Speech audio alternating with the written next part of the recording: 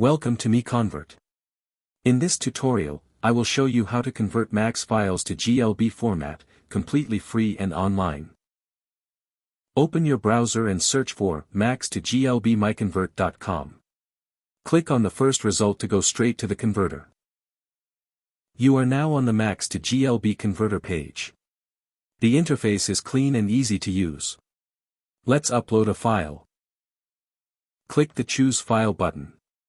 A file picker will open. Select the Max file you want to convert, then click Open. Your file is loaded and ready. You can see the file name, size, and destination format. Click Convert now to start the conversion. The conversion is in progress.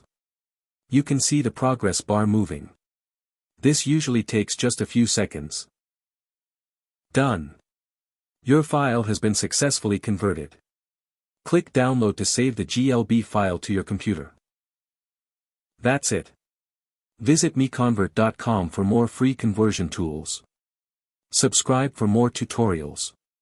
Thanks for watching.